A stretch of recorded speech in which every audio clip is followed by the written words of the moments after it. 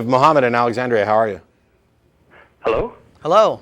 Hello. Hi, am I on the air? You are. From the other end of the world. How are you? Hi, fine, thanks. How are you? Fine. I just wanted to say that I've been watching your show for a long time on YouTube, and I absolutely love it. I can't believe that something like this is real. Like, we need something like this in the Middle East. Believe it. I mean, oh my God, how badly do we need something like this here? Well, I've been So to badly, Alexandria, but I'm not going to come back over there and set up the show there. You can set up a show there. Unfortunately, not a few hundreds. Can that actually be at all possible? Yeah, I just wanted to say what a great job you guys are doing. But well, thank you. Why are all the others who are calling you people who don't seem to do any research whatsoever? I've been looking on YouTube for people with very good arguments for the existence of God, and there indeed are. Well, there's some good arguments. One of my favorite arguments is the argument from reason. Have you heard? Are you familiar with this argument? Sure. It's also what we've been talking about before, which would be the transcendental argument for the existence of God, which builds up from the fact that there is reason and logical absolutes too. There must have been some author of this. Well, I believe that reason and rationality and all that can be perfectly explained using evolution. Sure. And nothing more than that.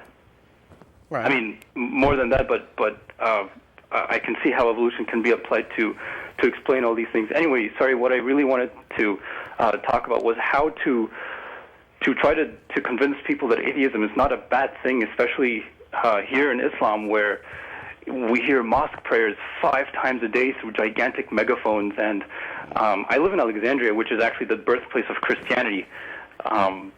We have such sharp divides here between Muslims and Christians, and one group sometimes attacks the other really brutally. Most of the time it's Muslims against Christians. But how do I introduce my friends to this kind of secular thinking without them completely thinking that I'm evil?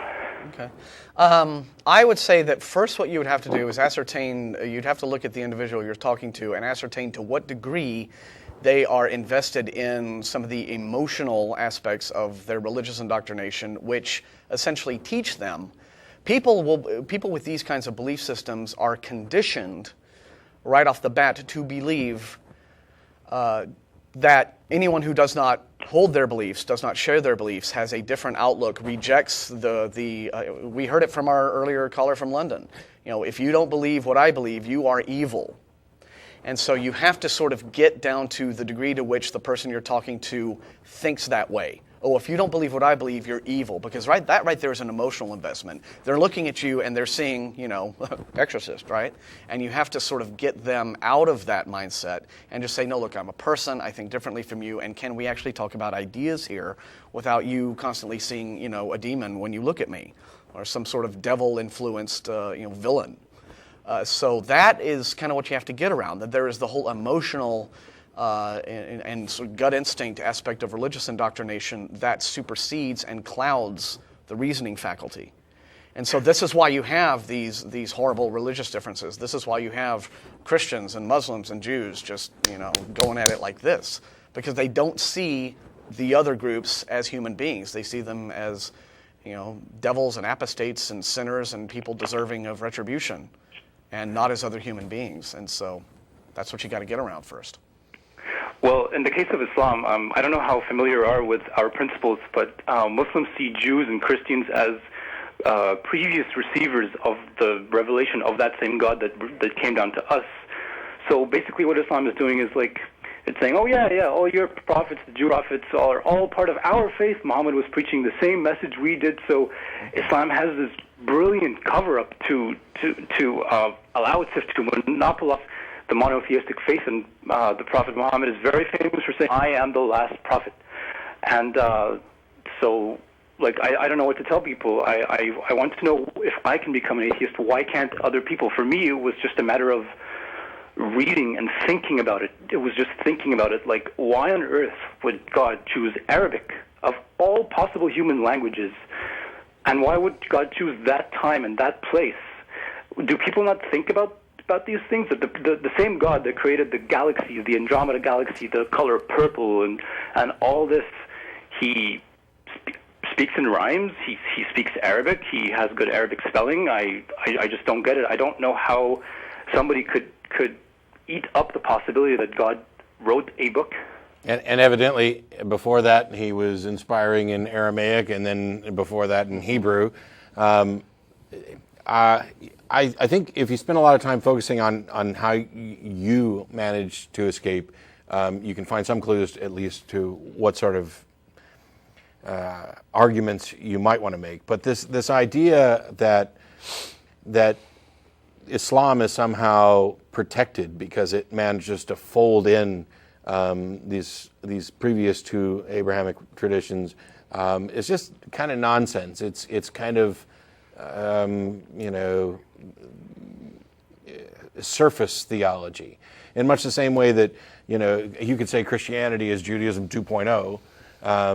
It is and it isn't, and there's a reason why Jews don't accept that Jesus was God, that he wasn't the Messiah, that he didn't fulfill prophecy. And when people in theological circles actually start talking about this, now you can get somewhere. But meanwhile, you've got Christians charging on ahead saying, oh, no, he fulfilled every single prophecy, every prophecy's come true, this is all good, he's definitely God. The Jews just somehow haven't managed to see it, God love them, and they got their own deal with God, and we'll work that out later. And then the Muslims say, oh, yes, and it was all right, and Jesus was a prophet. It's clear in the New Testament tradition that Jesus wasn't a prophet. He's not portrayed as a prophet. He's portrayed as divine. As the Son. As divine, as being God. Now, if Islam comes out and says that Jesus was a prophet, that's the only way that is being accommodating is at like the kindergarten level of theology. It's actually an affront.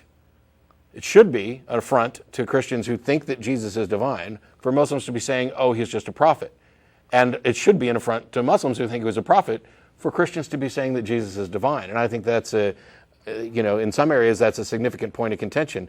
And yet, somehow or another, we have people who have managed to adopt either religion out of the other because they think they're somehow connected. It's because people don't seem to know very much about what it is that they believe or why, what it is these religions say.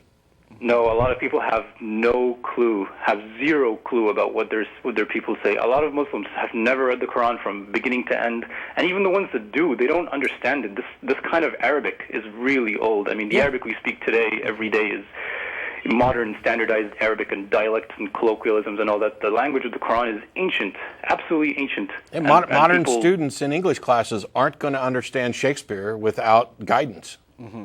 I mean, that we're talking about just how much English has changed in a handful of years. Exactly, just the idioms and everything. Yeah. It's completely different. And to answer your question about why do people think that they always think that God would speak in their language and have their language? You have to remember when you think of it in terms of that to each believer, what God really is an idealized projection of the believer's self-image that they have projected onto the universe as a whole. Then it's easier to understand why they think that way. So so that's another thing that you have to kind of get around. You're dealing with arguments or beliefs in which the believer is personally, emotionally invested much more than intellectually invested. Because, as you point out, if this were a purely intellectual exercise, they would strive to understand, they'd strive to read things, study, understand, what have you. And while some believers do that, even the ones who do that, still have that degree of emotional investment. God ultimately ends up being a guy who always agrees with you. He always agrees with your politics. He agrees with your views on sex and marriage and what food you should eat and not, and exactly, that's the amazing thing about God. He just always agrees with you. He's your best pal. That's that whole idealized self-image projection thing. So there's the emotional connection you've got to work around. What were the key elements of your transition out of Islam? Is this Matthew? Yeah. I just want to say you're like a celebrity to me. So. Thanks. Sorry, what was your question? I wanted to know what were like the key elements, the points that made you think the most, that helped lead you out of Islam. Well, I was never really as firm as a believer as they get. I mean, my parents are pretty upper middle class, and they speak French and Arabic and stuff. I just started learning English a while ago, and when I read the Quran in English, I was like, this makes a lot less sense in English than it ever did in Arabic. So I was just thinking about why, if God really did exist and he really did want to reveal himself to human beings, why wouldn't he just reveal himself to every single human being on the planet in all languages, say the exact same thing simultaneously to everybody, and tell them to stop fighting each other forever? Is that too much to, is that ridiculous to imagine? Is that ridiculous to expect that from God? I think it's a little more effective than a burning bush or a pillar of fire or plagues, and then taking a band of rabble-rousers and giving them the truth to disseminate to everybody else. I mean, I find it absolutely absurd.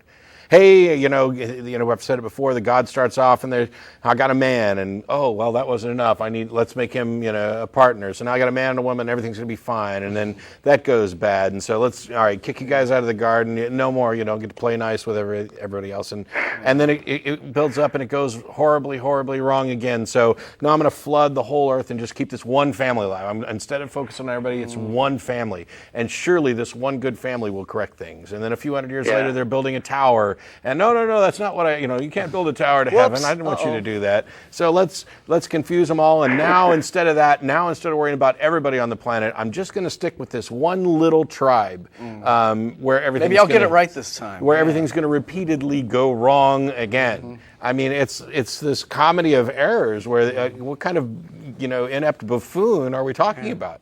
And in every case, they all think that we've got the truth, and it's our job to disseminate it to everybody else. And interestingly, they're all doing this in competition, and some of them fall by the wayside. Some of them are killed because our God said to kill you and take your stuff, which is about what 80% of the Old Testament's about, or the Tanakh.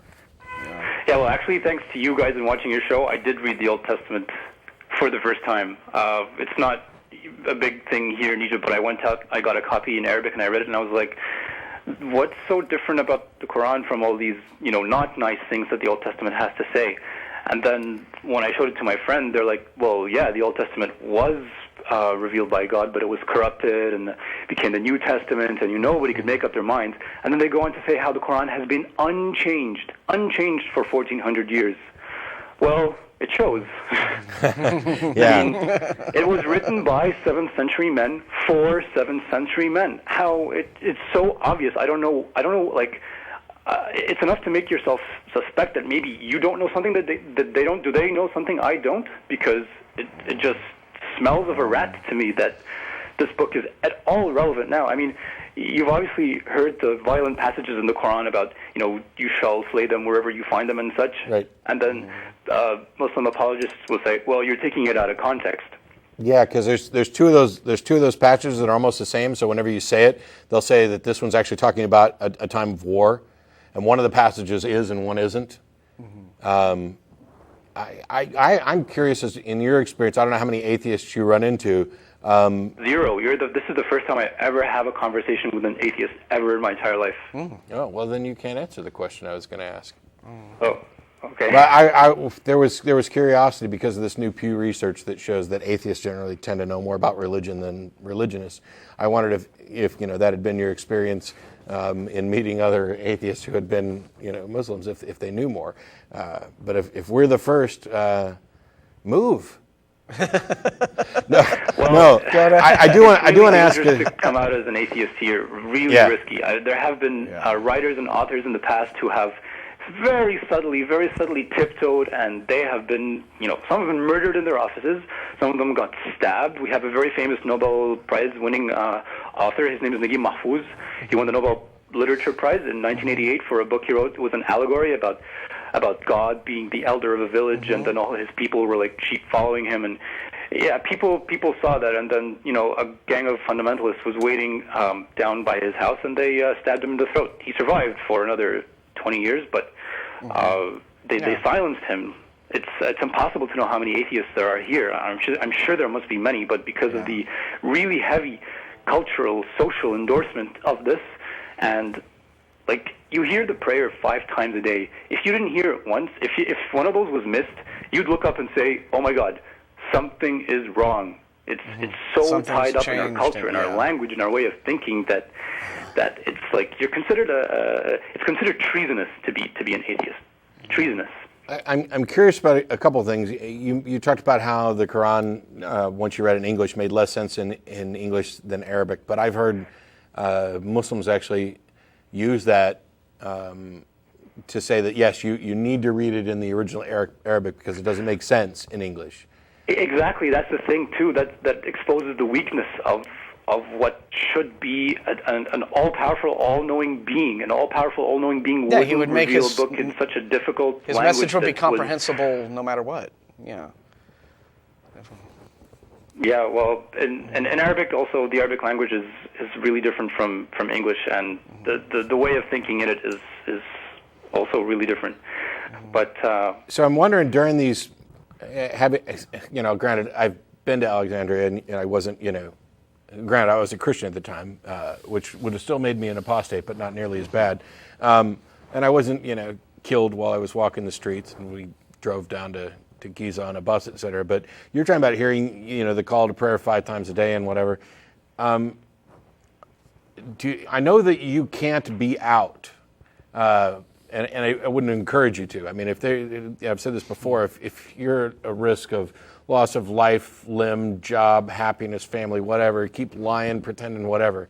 But do you find yourself participating, for example, if you're in the office and the call to prayer occurs and everybody hits the mat, do you have to participate in that as well? And if there are people walking around not praying, aren't they like putting a big red flag on themselves? Not really. I mean, of all the Arab Muslim countries, Egypt is actually, the most secular and most liberal-minded. If this was Saudi Arabia, I wouldn't even be allowed to make this call.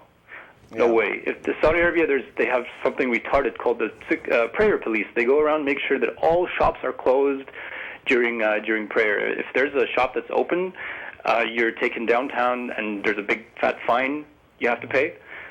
They also have something ridiculous called the Ministry of Virtue and Vice. It's about making sure that, we can't see a woman's fingernails and all that such that. No, but in Egypt, no, it's okay. Nobody's forcing me to pray. There's relative freedom from religion here as far as that is concerned. But things like Ramadan, I don't know if you know about that, but we just came out of it about 2 months ago. You fast during all daylight hours, complete abstinence from all like material, worldly pleasures, mainly eating and drinking. And it's hot here in Egypt, it's really, really hot. Even right now, it's 30 degrees and it's the middle of the night. And you can't drink. Like, I want to drink water. I'm not going to just limit myself to drinking water at home. So yes, when I do drink water, people do come up to me and say, what do you think you're doing? Or you're not respecting the culture, the faith, cultural insensitivity and all that. So this is you bring up something really compelling, which is that what religion does is it comes up with these concepts of virtue and morality and what have you that really have nothing to do with human well-being or happiness. They just have to do with enforcing this system of rules designed to control people. It's really crude. I don't get it. It has nothing to do with the human experience. It's like something out of the Victorian era. Seriously. Or beyond. It'd be interesting. I don't know if there's a way to do it anonymously or not to see about building an underground network of closeted secular people in the area. So, but anyway, we're running short on time, and I appreciate the call. Thank you. And thanks very much for taking my call. Sure, stay in call touch back with us anytime. through Let us know what's going on through email and what have you, if you like. All right, bye. All right.